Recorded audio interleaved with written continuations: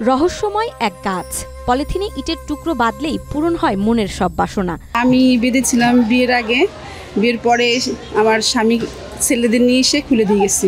শুনতে অবিশ্বাস্য মনে হলেও বছরের পর বছর এই বিশ্বাসে গাছের গায়ে ইটের টুকরো বেঁধে আসছেন ভক্তরা। ছোটবেলার থেকেই আমি 1968 শুনে মনে করি, সম্ভবত 68 থেকে 70 পাকিস্তান আমলের থেকে আসি।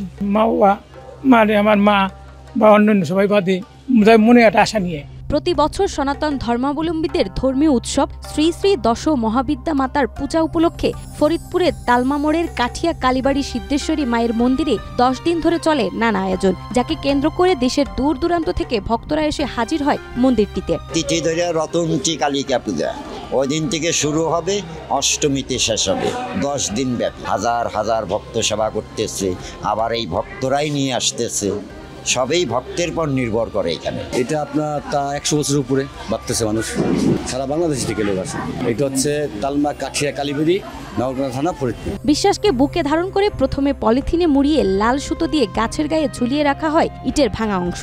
কেউ কেউ আবার আস্ত ইটও বেঁধে দেন গাছটিতে। তারপর মন্দিরে পুজো করে দেবীকে জানান মনের বাসনার কথা। ভক্তদের দাবি, এই ইট বাঁধলে নাকি পূরণ হবে মনের আশা। যার যার কামনা বাসনা যা থাকে সেটা যদি পূরণ হয়, সেজন্যই এখানে ছোটটা বাঁধতে হয়, মাটির একটা কোয়া বাঁধতে হয়।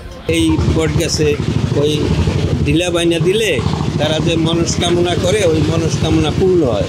একখান পাথর বাঁধলাম আর কি, আমার মনের বাসনা, আমার পুতের ছেলের মিল তালের কম, তারা যদি একটু মিলমিশ হয়। আমার একটা জামাই শরীর খারাপ, এই কারণে যাতে মা মঙ্গল করে সব সারাইয়ে দেয়। মনের বাসনা পূরণ হলে পলিথিনে বেঁধে রাখা সেই ইটের টুকরো পুনরায় খুলে দিতে হয়।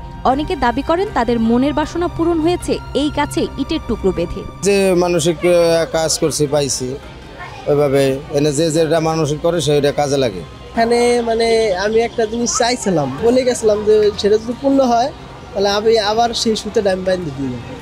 পূর্ণ হয়েছে না? হ্যাঁ, পূর্ণ হয়েছে। আমি একবার বাঁধছিলাম, সেই সময় যে আমার মনের আশা পূর্ণ হয়েছে, আমি আবার খুলে দেখছি, আবার 10 বছর পরে আবার এসে আবার বাঁধছি। অনেকেই মনে করেন এই গাছের বিশেষ শক্তি আছে, যা মানুষের প্রার্থনা গ্রহণ করে। তাই ইটের টুকরো বেঁধে যে কেউ তাদের মনের বাসনা প্রকাশ করেন এই মন্দিরটিতে।